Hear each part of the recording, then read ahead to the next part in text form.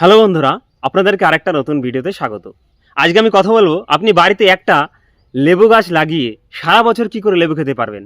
আর আরেকটা কথা বলে রাখি, আমার প্রতিটা ভিডিও বানানোর উদ্দেশ্য এই থাকে যে সমাজে কিছু ভালো মেসেজ দেওয়া। আর আমি মনে করি প্রতিটা ভিডিও বানানোর পিছনে অনেক গবেষণা অবশ্যই থাকা উচিত, কারণ সমাজের বিভিন্ন স্তরের মানুষের মধ্যে ভিডিও যখন পৌঁছে যাবে যেন খারাপ প্রভাব যেন কোনো মতে না পড়ে, মানুষের যেন উপকারেই আসে। তো চলুন আমি এই লেবু সম্বন্ধে সমস্ত বৃত্তান্ত আলোচনা করবো এবং আমি লাইভ প্রুফ দেখাবো। আমার পেছনে আপনি লেবু গাছ দেখতে পাচ্ছেন, আমার বাড়িতে সেই লেবু হয়েছে এবং আমি খাই এবং বাড়ির সবাই খায়।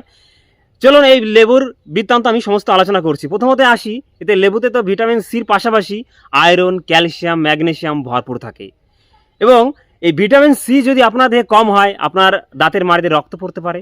এছাড়া স্কিনের বিভিন্ন ইমপ্রুভ করতে স্কিনের বিভিন্ন কাজ আছে এই ভিটামিন সি এর।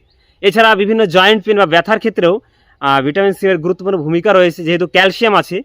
এছাড়াও এর পিএইচ ভ্যালু 2.4, আমরা যদি বইয়ের ভাষায় বলি যেটা হচ্ছে অ্যাসিডের পরিমাণ 2.4 পিএইচ ভ্যালু। এছাড়াও এই লেবুতে ক্যালোরির পরিমাণ 17 ক্যালোরি, অর্থাৎ খুব বেশি একটা যে ক্যালোরিতে বলবো না, অ্যান্টিঅক্সিডেন্টে ভরপুর। এছাড়া এক একটা লেবুতে 30 গ্রাম করে ভিটামিন সি থাকে। আর আমাদের দেহে নর্মালি একটা মানুষের 60 থেকে 70 গ্রাম ভিটামিন সি এর প্রয়োজন।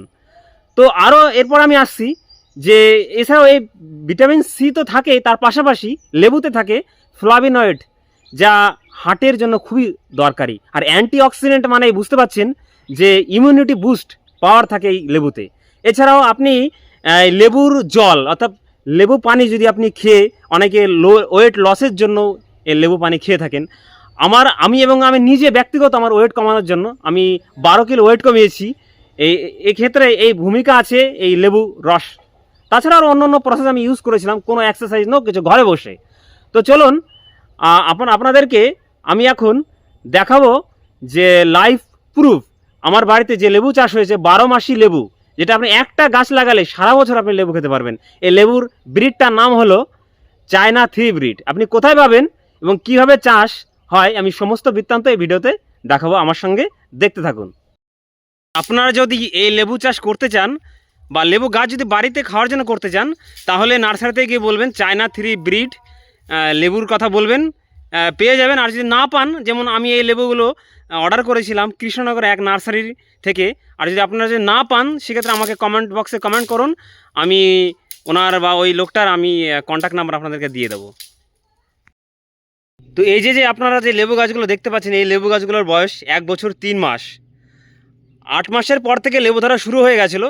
আমি 2 থেকে 3 বার এই গাছগুলো থেকে লেবু তোলাও হয়ে গেছে। তো চলুন আপনাদেরকে দেখাই এর কীভাবে কেমন কি ফল এসছে এবং কেমন ফুল এসছে, এই সমস্ত কিছু দেখাবো। তো আরেকটা কথা আমি এই ভিডিওতে বলতে ভুলে গেছি যে এই ভিটামিন তো সি আরেকটা কাজ করে, যেটা অ্যান্টি যে ক্যান্সার প্রিভেনশনের বহুত ভূমিকা রয়েছে।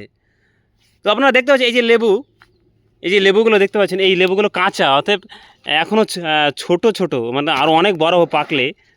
এই যে দেখুন এই লেবুগুলো অতএব পেকে উঠেছে, অতএব এখন তোলার সময় হয়ে গেছে। এই যে এই লেবুগুলো, এবং প্রচুর পরিমাণে ধরে লেবু, যেহেতু কিছুদিন আগেই লেবু তোলা হয়েছে, আবার তোলার সময় হয়ে গেছে।